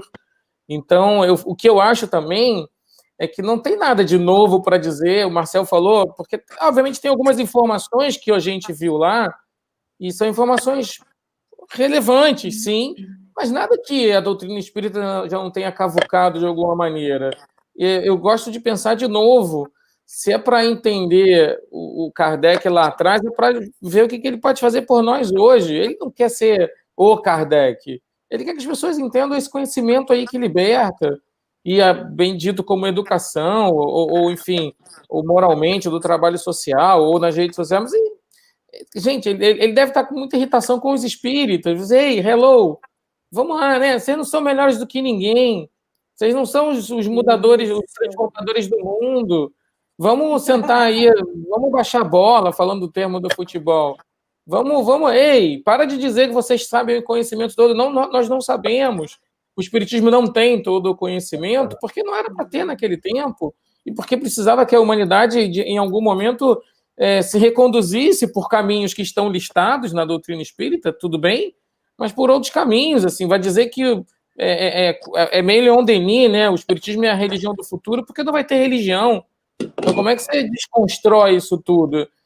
Nós temos uma oportunidade enorme agora. Por isso que eu fico calado em relação à coisa das cartas, porque quando o Marcel e eu pensamos assim, olha, o que tem aqui não vai mudar a ideia de contar um Kardec humano, né, Marcel? Assim, a gente não usou as cartas como base porque não era uma transformação atroz, entendeu? Não é dizer o Kardec era maçom, o Kardec era médico, o Kardec era medroso. As pessoas reclamaram, algumas machistas reclamaram em relação ao filme, dizendo assim, o Kardec jamais seria subserviente à sua mulher. Isso é uma visão extremamente machista e que desconstrói, inclusive, a ideia do casal, né? Então, como você vai dizer para esse cara assim, olha, você não entendeu nada, amigo? As pessoas criticaram, no caso do filme, o Kardec nunca foi preso. Você vê algumas cartas, e tem outros documentos que a gente viu também, do Kardec tendo que ir na delegacia de polícia se explicar. Caramba, a França vivia sob segurança nacional. Então, essas cartas, assim, desculpa, eu fico muito com o pé atrás do ponto de vista, porque eu já vi o conteúdo e fico muito... Tem um novo Kardec? Não tem um novo Kardec. Não tem. Não tem um novo... É o mesmo Kardec. É a mesma pessoa, somos nós, assim, entendendo... De novo, o erro está dentro da gente, de achar que... nada. Dá para vivenciar esse negócio direito? Acho que sim. Kardec deve estar em Júpiter, trabalhando lá junto com aqueles espíritos de escola, né, que se reúnem de vez em quando só, falando assim, caraca, os caras não entenderam nada ainda, entendeu? A gente está vivendo, tem gente que ainda vivencia o espiritismo como se vivenciou o capitalismo, o catolicismo no momento da Inquisição, sabe? Tem gente que vivencia o espiritismo ainda como se vivenciou qualquer outra doutrina filosófica e agindo. E aí uma frase que você falou me marcou muito, Rossandro, nós temos o melhor produto e o pior dos marketings. Nunca mais vou esquecer disso. Assim, mas porque nós somos os marqueteiros errados, nós somos os arrogantes, os prepotentes, os que achamos que temos todo o conhecimento. Os melindrosos. Adorei que o Marcel falou que a nossa mensagem. Eu falei, caraca, o Marcel agora também tem uma mensagem. Espiriteu. Foi porque assim, talvez a soma de todos os erros dê algum acerto, entende? E aí eu respeito muito, eventualmente, as transformações que a própria Federação Espírita tem produzido. Não tem que se meter em todos os assuntos nacionais, mas a gente tem que baixar a bolinha e entender que aí sim tem algo correndo paralelo a nós num outro padrão de existência que é muito mais poderoso, que este país está conectado por 25, 35, 45 mil centros que falam de espiritualidade em 5 mil cidades. Esse país está conectado por pessoas que entenderam que conhecimento aliado à ação é produtor de transformação, qualquer que seja isso. Revolução social, que ele falava. Esse país está pronto para produzir essa nova geração de pessoas que vão reencarnar com empatia pelo outro. Agora, olha como é que nós, do ponto de vista das fraquezas humanas, né? Kardec vivo hoje em dia, né? Quem disse que ele seria brasileiro? Por que ele teria que ser brasileiro? Porque o Brasil é o país do futuro.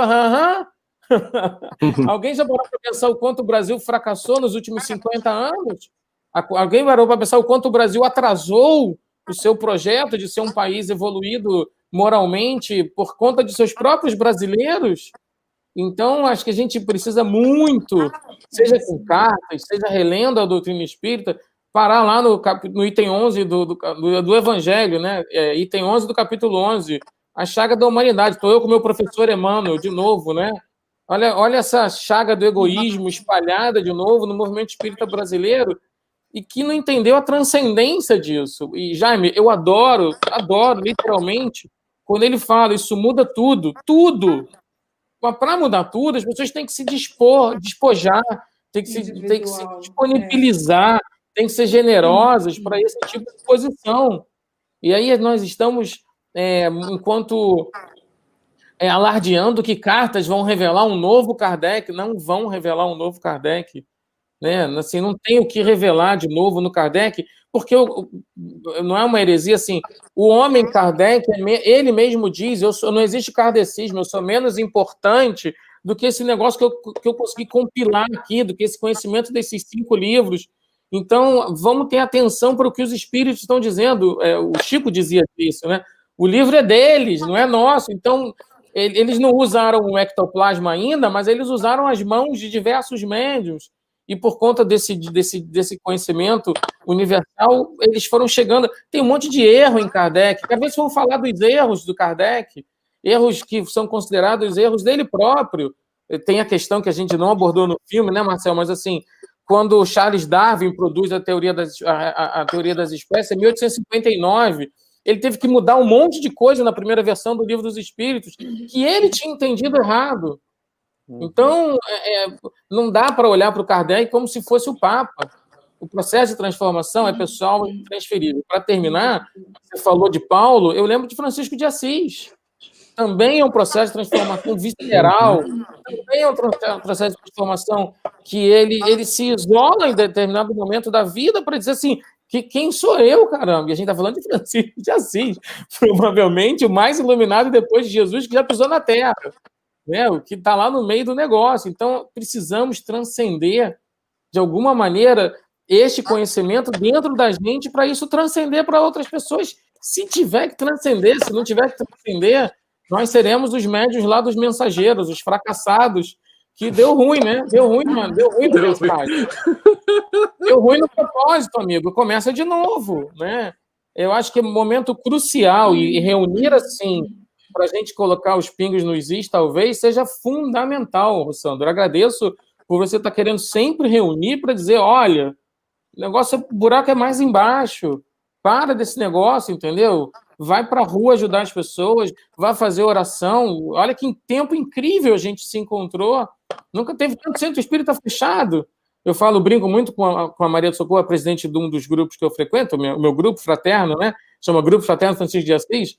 E ela sentia-se muito medo por conta dos ataques espirituais. Os espíritos falaram assim, a casa vai fechar, vai ter um monte de briga, a casa vai fechar. Assim. Aí eu falei, Maria, a casa fechou. Não foram eles que fecharam a casa fechou e a gente continuou com o nosso movimento, continuou se dando cesta básica, continuou se tentando fazer o auxílio social, continuou se estudando o Livro dos Espíritos, o Livro dos Médiuns, ou seja, a gente continuou. Eles devem estar pé da vida, né? Porque, assim, queima o livro, Marcel falou, queima o livro, mas não queima a ideia. Então, é hora da gente, literalmente, encontrar esse novo conhecimento espírita nesse novo mundo. E não é reformador, não é transformador, não é revolucionário. De novo, a gente está falando das mesmas bases, liberdade, igualdade e fraternidade. Então, vamos abaixar a bola, né? Tocar a bola para o lado, para o companheiro, fazer o simples, que o gol vai sair. A minha grande pergunta que eu faço hoje em dia para a espiritualidade, eles não me respondem, tá? Eu não tenho essa mediunidade, não. Mas minha grande pergunta é, como é que vai ser? Porque eu sei que vai ser. Né? Eu sei que essa galera que está tendo a última chance, que não tem empatia, que é desumana, que não consegue olhar o outro, que nega a realidade, que nega a verdade, essa galera não vai voltar mais, gente. I'm sorry, mas infelizmente eles não vão voltar. Como é que vai ser? E o pessoal que por osmose vai se transformando? Eu só penso nisso. Porque, assim, curiosamente, egoisticamente, eu queria saber, me mostra como todos os rios vão chegar ao mar. Como é que os rios do Oriente Médio vão chegar ao mar da espiritualidade suprema? Como é que os rios da Índia vão chegar? Como é que os rios da China vão chegar nesse lugar? É isso que eu acho que Jesus, Kardec, esse cara devem estar pensando em questões macro, porque na década de 90 eles falavam assim, vocês têm que ter muita força, vocês têm que ter muita resiliência. Aí a gente saía da reunião mediúnica assim, puta, vai ser tsunami, vai ser meteoro, né? Vai estar ruim geral, os dinossauros vão voltar, né? Nada disso, eles estavam reencarnando milhões e milhões de seres oriundos do século XX, do século XIX, que não tinham condições ainda de conviver, não tinham empatia. A nossa briga hoje é por empatia, por humanidade. Eu sempre falo assim, nós vivemos, a era distópica que nós estamos vivendo é uma era de desumanidade. Tem uma ausência de humanidade no carregamento das pessoas que a gente não previu. Os espíritos estavam falando, vocês vão precisar trabalhar muito, todo mundo pensando que era acidente nuclear, né, cara? E não Esse era. É o tsunami. Esse é o tsunami. E a gente lê a geração nova. Me entendi, desculpa, me estendi. A gente lê a geração nova na Gênese e fica naquela, ai, que bom, vai vir uma nova geração que vai nos salvar e tudo mais. A gente fica nisso. E quem está cuidando da próxima geração? Como é que está a educação? Que é o sonho dele para essa próxima geração estar preparada. Então, eu acho que a gente ainda, que nem você falou, que retardamos o nosso processo de Brasil, um país que tinha assim, a inspiração nesses 50 anos de ser uma pátria, né, mais elevada espiritualmente, e eu acho que era no sentido que envolve tudo isso, humanidade, fraternidade, mas, Magali, a gente amor. Como está a juventude? A juventude a gente hoje... parou para pensar que o conceito de educação está completamente equivocado também. Equivocado, completamente. Vocês falam de educação para mandar filho para a escola. Não é só isso. Né? Não, perdido. Não é só isso. Está longe de ser só isso, né? Então, como enfim, cuidar dessa nova geração? O que nós, que temos o conhecimento do que a espiritualidade já disse, está contribuindo para que essa nova geração faça esse futuro que a gente está ansiando voltar, porque a gente vai vir de novo. Quem quiser ver a Menina Índigo no Netflix, está fazendo 3 anos que a gente estreou. Está lá no Netflix. Ele fala desse assunto. Dia 12 de outubro. Porque um dos filmes que a gente fez é chamado A Menina Índigo. Está no Netflix também. Esse texto que a Magali feito por mim, né? Adoro, sou apaixonado. Quando começar, Wagner, manda para mim, para a gente postar nas redes, assim. Não, já tá. É porque, manda um postzinho para mim. Amanhã, dia 12, faz 3 anos da estreia. E ele é um filme que ele não foi bem na carreira dos salas de cinema, mas ele explodiu nas mídias, nos streamings. Explodiu, assim, tem 1 milhão de espectadores já, porque... Quem vê recomenda, é boca a boca positivo, né? É um filme sobre isso, sobre nova era, né? E cuidar dessa nova geração. A Magali falou desse capítulo da Gênese, né? Que é um dos capítulos que embasou o filme, né? Porque, na verdade, essa geração já veio, né, gente?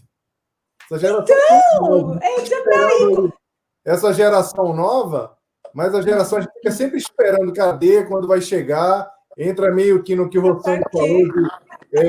não, peraí, como é que eu vou fazer a minha parte? Essa geração é a gente. Kardec falou isso no final do século XIX, e a gente fica esperando essa geração nova chegar. Essa geração nova, e fomos nós. O que a gente está esperando para assumir o nosso todo, né? Como é que a gente está cuidando dessa criançada? Amanhã é Dia das Crianças, né? A gente tem que pensar nessa energia deles, a importância deles para a renovação do planeta, a renovação social, que era o que o sonho do Kardec na área da educação, de Pestalozzi, todos eles, educar um ser biopsicofísico, social, integral, humano, e que tem essa visão de tudo, que tem essa liberdade de ser, e sem nenhum dogma, sem preso a nenhum preconceito, nem raça, nem nada, almas livres. Né? Assim, como ajudar esse planeta a se recompor, ter a sua natureza de volta, ter a humanidade de volta? É as crianças, gente. A gente tem que dar atenção a elas, né? Esse movimento, ele já está começando a acontecer, né? Você vê a própria BNCC, Jaime sabe que Jaime dirigiu o maior grupo de educação do mundo aqui no Brasil e ia para Xangai para dirigir isso na Ásia, para Hong Kong. Mas aí a gente tem uma outra coisa que a gente vai fazer, e E a própria BNCC, quando começa a discutir essa temática de você trazer conteúdos socioemocionais, as escolas entrando em esgotamento com famílias, porque a gente lembra de uma coisa, assim, quando a gente pensa nessa reencarnação desses espíritos ainda presos a uma visão completamente egocêntrica, tribal, até psicologicamente falando, por isso esse divisionismo extenso, porque eles estão com psiquismo tribal, eles pegam qualquer coisa de diferença para reproduzir, né? Só não cortam as cabeças porque o tempo histórico e a democracia que a gente tem não permite, mas a vontade não falta. E eles são tão intensos nessa força que muitas vezes instiga na gente, o tribalismo da gente está ainda adormecido e a vontade também da gente cortar a cabeça vem, que a gente é bem humano, mas também não corta porque a gente está evangelizado, né? É que muitas vezes é pelo esgotamento do excesso do mal que a gente simplesmente consegue sair dessa roda, né? Às vezes é preciso você dar um choque para toda uma civilização do excesso, para que você, não quero isso mais, não quero mais. Então, era preciso vir essa onda, né? E era preciso, inclusive, também que esses espíritos se revelassem, porque eles estavam atuando nas surdinas. Então, agora, quando eles se organizam, tipo Proud Boys, por exemplo, que mostra as caras, né? Agora, eu sei, sabe? Eu lembro uma vez, eu lembro, Wagner, uma vez minha mãe me levou, ela foi muito engraçado, porque ela disse, meu filho, tem acontecido alguma coisa, todo mundo está me maltratando. Gratuitamente. Aí eu fiz, mas mãe, achei que era meio exagero. Aí a gente foi, resolveu um negócio. Aí eu liguei pro cara, Rossandro, venha, eu lhe adoro, vou ajudar, vai ser uma maravilha atender você e sua mãe. Cheguei lá com minha mãe, que bom que você veio, Rossandro, que coisa boa, parará, tal. Aí essa é minha mãe, o que a senhora quer? Ele mudou, quando ele falou para ela, de um jeito, começou a dizer, isso é ridículo, não sei o quê. Ele olhou para mim, eu fiz, tipo, aí quando terminou, ela está vendo? Eu disse, mãe, agora é massa, porque eu sei quem é, né? Agora eu sei quem é. Então, agora que eu sei o que é que está acontecendo, para mim fica mais fácil. Então, às vezes, o que a gente está vendo muito nesse movimento planetário agora é o revelar desses psiquismos coletivos que precisavam vir à tona para a gente identificar, né? Para a gente se diferenciar, né? E não, como o Wagner muito bem colocou, não aquela visão, nós somos superiores, estamos olhando esse povo lá embaixo, não. Irmãos que precisam ser despertados, porque nosso grande trabalho hoje em dia seria mais ou menos o seguinte, vai passar um ônibus para pegar uma galera para tirar daqui, né? Mas a gente tem que evitar o maior número de pessoas, que diminua a quantidade de gente que vai e aumenta a quantidade de gente que fica. Então, como eu lembro daquele quando Jesus fala, eis que vos envio como cordeiros em meio aos lobos, que num primeiro momento parece assim, pô, Jesus, como é que você faz isso com a gente, os cordeirinhos mansinhos, velho, tu manda lá pro meio do lobo, pô, velho, cara, faz isso não. E aí você vê, pô, o lobo representa o instinto. O lobo representa aquele que age plenamente por instinto, e cordeiro é sempre da subserviência a Deus. O próprio Jesus foi o cordeiro de Deus. Então é como se ele dissesse, eu vou enviar vocês convertidos, no sentido não de mudou uma religião, mas com almas em processo de transformação, em meio aos que ainda nem começaram esse processo, para estimulá-los a fazê-lo, né? E lembra muito Paulo, assim, fiz-me muito para muitos, para entre tantos salvar alguns. Então, mais ou menos assim, vai lá, tá? E quem você puder trazer, traz para cá, né? E os que não, e os que forem, esse degredo é temporário, porque também é um degredo amoroso. Tipo assim, vocês tiveram aqui vocês vieram fazer um supletivo, não passaram na prova e a Terra vai virar uma universidade, então vocês vão ter que ir lá para essa escola de ensino médio agora, sei lá como é que vai ser esse planeta, mas assim que vocês tiverem adquirido o conhecimento que passar, volta para cá. Então, só que vocês precisam entender que para essa universidade avançar, não vai dar para ter mais ensino médio. Então, é um processo amoroso de todo modo, né? E eu ainda fico vendo a coisa aqui. Tipo, o cara que aqui é inevoluído, lá ele vai ser espírito de luz, porque é igual ao Superman. Chegou aqui na Terra, tem uma potência imensa. Então, o cara que aqui... imagina esse cara que o povo que atrapalha aqui as coisas, chega num planeta, assim, extremamente atrasado, ele vai ser o Leonardo Bruno, vai ser o Copérnico, eles vão por... Poxa, não dá, que é atrasado demais. Aquele povo aqui que estava embaçando lá vai evoluir o negócio. E a gente fica vendo o amor se manifestando nesse processo todo. E aí, eu acho que Wagner falou uma coisa que eu achei muito legal. E, o Wagner e o Marcel, sobre quando eu falei assim, o negócio, o que é que eu faço com a bola que chegou para mim, né? E foi Wagner falou, toca pro outro. Se a gente parar de ser egoísta e ficar querendo fazer o gol sozinho, Talvez seja muito isso, ó. Só quando você começa a tocar... Quando é que o Brasil sempre perdeu a Copa do Mundo? Quando tinha fominha, quando tinha o jogador. O Brasil só ganhou Copa quando tinha um time, né? E isso é muito simbólico. Eu estou muito futebolístico hoje, embora eu não torça por nada, nem veja futebol. Mas, enfim, vamos até o Mas tem um programa no Instagram lá que você faz com a mas é só metafórico, porque o carpinejar é um futebol, mas eu gosto de vôlei, né? Então, assim, a ideia de mas que... o esporte tem muita metáfora mesmo, né? Tem. Da gente passar, da gente não querer ser o artilheiro, né? Entender assim, já tem um artilheiro chamado Jesus, né? Tem uma galera que está com ele na ponta lá, que está lá um Kardec, um Francisco de Assis, um Chico Xavier. A gente tá lá quase no banco reserva, mas se torcer com força, a gente faz a diferença. Se pegar a bola logo para voltar para o campo, para quem está jogando jogar legal, a gente faz a diferença. Então, é sempre uma alegria para mim, né, poder conversar dessa forma tão espontânea, ao mesmo tempo que inteligente e acessível com vocês, porque eu acho que uma das grandes contribuições que esse mundo virtual trouxe é que, veja, né, eu lembro que quando eu falei para vocês, quando eu comecei a fazer essas lives de domingo de manhã, que a primeira que eu fiz sozinho, eu senti um vazio profundo.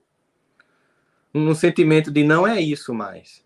Aí eu fiz uma segunda, metade do tempo e metade respondendo. Continuei sentindo um vazio profundo, mais uma vez dizendo, não é isso mais. Porque nunca um ser humano vai ser melhor do que outro juntos com ele. Então essa é a grande riqueza desse mundo virtual agora, que eu espero que fique até para as palestras reais, que a gente está aqui 1h30 falando e ele não está cansando. Claro que a gente vai terminar, porque a gente tem que terminar, mas se fosse uma pessoa só falando, por mais eloquente, sabe? Por mais fantástico que fosse essa pessoa, jamais teria a beleza, né, que a gente tem quando a gente resolve ter um calendoscópio de possibilidades, de visões de mundo, pessoas que têm um lugar tão único aqui, cada um tem um lugar tão único de atuar profissionalmente, traz uma visão tão particular e, ao mesmo tempo, um ponto comum que nos une, que é essa doutrina, né, que atrai até o nosso espiriteu aqui assumido, né, Marcel. Então, assim, é uma coisa tão legal da gente poder estar junto. Então, eu queria agradecer demais, assim, a vocês, né, a gente estar junto aqui. Depois eu quero, aí sim, fazer esse convite aqui espírita para fazer um evento não espírita no YouTube, para a gente falar um pouco disso para a comunidade não espírita. Acho que é importante a gente se sente que é um movimento que eu gosto de fazer muito, né? Esse movimento de ir para lá, não é negando, cair para lá para poder, porque quem está nos escutando como espírita aqui já está muito antenado, já está em busca, né? Mas tem uma dor muito grande lá fora, um monte de gente lá fora, e a virtualização dos centros proporcionou que muitas pessoas estão tendo mais conhecimento do movimento espírita do que antes. Para nós tem sido muito bom, porque muita gente está tendo acesso. Absolutamente. Né? Jaime está fazendo um grupo de estudo aí social, né? Que num centro seria 30 pessoas. Tem quantas pessoas no grupo de estudo, Jaime, contigo, no Zoom? Não, aqui no centro são 100 e no Obreiros da Vida Eterna, na Rai TV, são 800 a 1.000 pessoas no grupo de um livro.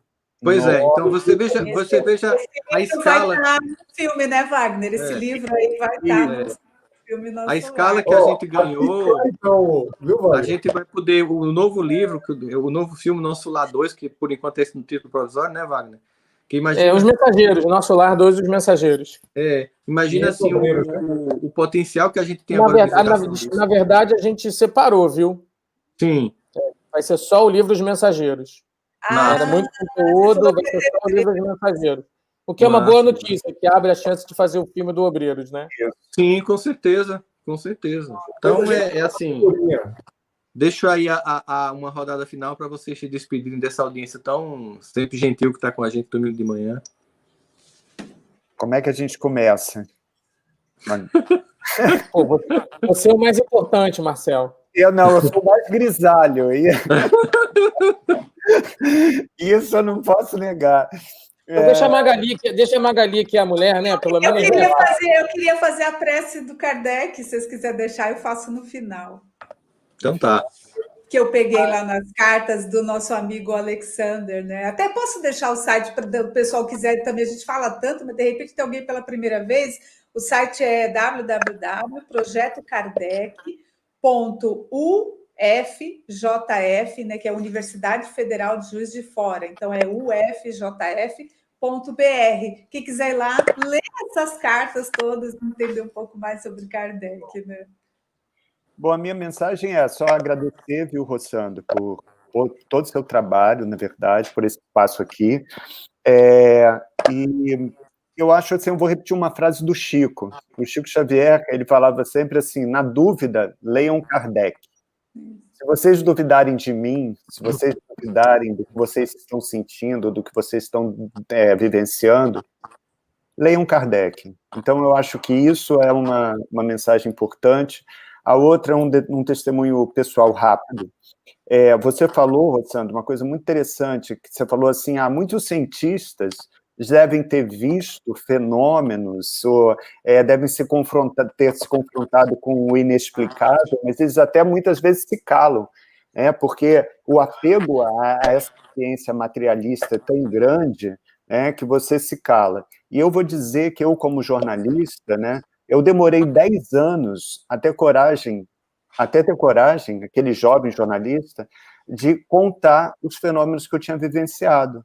Só no relançamento do meu livro, 10 anos depois da primeira versão, eu contei no prefácio, na introdução, porque eu ficava um pouco constrangido de contar que eu tinha vivenciado aquilo, e ficava, às vezes, preocupado com como a minha objetividade jornalística seria comprometida por aquele relato e por aquele testemunho. Uhum. Então, assim, eu acho que uma convocação que eu faço muito e aí é para os cientistas mesmos, vamos abrir cabeça, assim, se vocês estão vendo, se vocês estão percebendo fenômenos que só a ciência materialista não explicam, vamos embora, vamos todo mundo se une e amplia essa discussão do extrafísico, que é o que o grupo de Juiz de Fora também faz brilhantemente. Lançou uma convocação. Se você tem casos de EPM, se você tem casos de reencarnação e você quer compartilhar os seus casos com a gente quer investigar e a gente quer estudar esses seus casos. Mais de 600 relatos já chegaram ao site de Juiz de Fora, mais de 600. E você tem uma equipe multidisciplinar lá, de mestres, de doutores, de pós-doutorandos, de gente conectada às maiores faculdades do mundo, Harvard e tal, pesquisando esses casos com o máximo de abertura, sabe? E com o quê? Aquela palavra-chave do Kardec, com coragem, Então fica só esse chamado. Obrigado, tá? Que agradece. Pessoal, gostaria de agradecer o convite para estar aqui com vocês. Queria parabenizar o Wagner, o Marcel, a Magali, em especial o Wagner pela obra cinematográfica, o Marcel pelo trabalho de pesquisa que ele vem fazendo. Eu tenho certeza que vocês têm ideia da dimensão da importância do trabalho de vocês, mas eu particularmente fico encantado com a possibilidade de poder apresentar isso para os não espíritas. Isso. Porque é muito fácil a gente ter uma mania muito grande, meio herdada da academia, de viramos referenciadores. A gente vai estudar um livro e aí a gente fica, não, porque Joana de Ângeles, não, porque Leon Denis, não, porque Kardec, não, porque André Luiz, não, porque Emmanuel, e fica aqui, o tempo todo, a gente com a gente mesmo, virando citadores como se estivesse no mundo acadêmico, e aí o que a gente precisa efetivamente é pegar toda essa estrutura e apresentar para quem nem sabe que precisa disso. Respondendo um pouco daquela pergunta do Rossandro, Steve Jobs fez o quê? O bicho apresentou, isso aqui que você precisa. Ninguém sabia. Então, você, quando apresenta uma proposta de um Deus diferente, quando você propõe a pluralidade dos mundos habitados, a reencarnação, quando você leva isso para pessoas que fazem, nossa, a religiosidade que eu não entendia, que eu negava, tem gente que pensa como eu, mas eu não sabia nem explicar isso. Então, o trabalho de vocês, desse ponto de vista, ele é maravilhoso. E assim, eu só tenho muita gratidão a vocês como espírita e como divulgador da doutrina, eu falo com o coração assim, cheio de amor pelo trabalho de vocês, porque isso é muito maior do que virar referenciadores de porque Leon Denis, porque Viana, porque não sei quem, porque tem gente que só sabe estudar assim, citando, e vira um ciclo de replicação de ideias, quando na verdade elas não chegam no coração. Então, eu fico muito feliz, eu queria dar o parabéns a vocês por esse trabalho, dizer continue, façam mensageiros, Wagner. Marcel, deve ter coisa aí, você está lá em Juiz de Fora. Bom, pessoal, deve ter coisa aí agulhada que você não quer falar, então eu queria muito que fosse protagonizado em você, que fosse surgir a partir dessas pesquisas e não surgirem outras versões das coisas. E o Mensageiros, Obreiros, nossa, são livros assim que tem muito a ensinar a gente. Então eu queria só agradecer e falar com o coração para vocês, que talvez em nome de muitos espíritas que estão nos assistindo, pela gratidão do que está levando essa perspectiva para quem não tinha mais esperança em sentir Deus no coração. Eu acho que isso é bacana. Tá bom, minha última palavra é só de agradecimento mesmo, Rossandro. Estou à disposição quando você precisar, estou aqui, estou trabalhando pra caramba. A gente está... Eu recomendo sempre os filmes, né? Quem não viu A Menina Índigo e também O Amor Assombrado, que é um filme sobre mediunidade, esquizofrenia, está lá na Netflix. O Kardec está na Netflix, o Nosso Lar está na Amazon Prime, novamente, e incrivelmente fazendo sucesso. Já foi para os Estados Unidos pela Amazon Prime também, então os caras vão vendo que o filme vai bem, eles vão abrindo os canais, né, os IPs, então está em toda a América Latina, voltou a ter um monte de mensagem, um monte de pedido a respeito do Nosso Lar. A gente tem projetos, a gente vai anunciar projetos na hora certa, acho que deixa passar todo esse sofrimento da pandemia, deixa as pessoas começarem a respirar um pouco, né, em termos de, ufa, nós estamos passando, é um parto regenerativo doloroso, sim, e você bem falou, tomara que não seja fórceps, né, Rossandro, mas o que eu tenho para dizer é fiquem firmes, né, sejam resilientes, sejamos resignados, né, sejamos resilientes, resignados, firmes, assim, um bom momento de reflexão, introspecção, porque é uma década importantíssima pela frente, é uma década fundamental, esse assunto espírito na pauta de todos os lugares, o espírito humano, porque é assim, né? Nós passamos por crises grandes, guerras grandes, elas provocam transformações para quem souber aproveitar esses tempos que virão, né? Então, cuidem dos seus familiares, cuidemos-nos uns dos outros, tocamos a bola um para o outro, né? Quem puder fica em casa ainda, né? Quem tiver a possibilidade disso, os cientistas estão trabalhando incrivelmente, os médicos, né? E logo a gente vai olhar para trás e vai começar a tirar as boas lições de um momento tão doloroso. Então, eu acho que, sim, nesse momento em que a gente acabou de uma marca atroz de 150 mil mortes, 150 mil mortes, a gente devia estar repetindo isso todo dia para as pessoas lembrarem, né? Todo mundo conhece alguém que morreu em função de uma pandemia. Não podemos nos esquecer disso. Essas pessoas estão no mundo espiritual, precisam de oração, precisam de impacto positivo de todos nós. Então, é um momento de nos fortalecermos. Eu acho que aqui a gente está fortalecendo, entrosando o time para os próximos jogos e se fortalecendo. Estou aqui à disposição sempre que possível nas redes sociais. Eu uso as redes sociais como ferramenta de comunicação. Esse é o meu exercício, né? Tentando ser menos produto para a rede social, tentando usá-la mais como ferramenta de comunicação. E podem ter certeza, gente, a gente está trabalhando muito para contar os filmes, para colocar os filmes na tela. As boas coisas virão, as boas histórias virão. A gente tem o maior prazer e o maior carinho de estar fazendo isso. Obrigado a todos aí, prazer. Boa. Estamos na expectativa. Vai, Magali! Agradeço, eu estou desde a última live que você falou que a gente já está junto de novo, eu estou desde a última live esperando, ansiosa esse dia chegar, e chegou, porque eu trabalho nos bastidores, né? Eu não fico nunca na linha de frente, muito raro, assim, né? A gente sempre trabalha nos bastidores, então, às vezes sente falta, né, de estar nesse bate-papo, nessa conversa, e se expor um pouquinho, é gostoso também estar entre amigos. Eu me sinto entre amigos com vocês, é um prazer muito grande estar aqui, e, enfim. E aí, ontem eu fiquei pesquisando, fui olhar lá no site, fui procurar as preces de Kardec, e aí eu falei, amanhã acho que eu vou ler uma prece, né? Que o pessoal sentiu um pouco dessa vibração, dessa energia dele, aí eu trouxe uma aqui para me encerrar.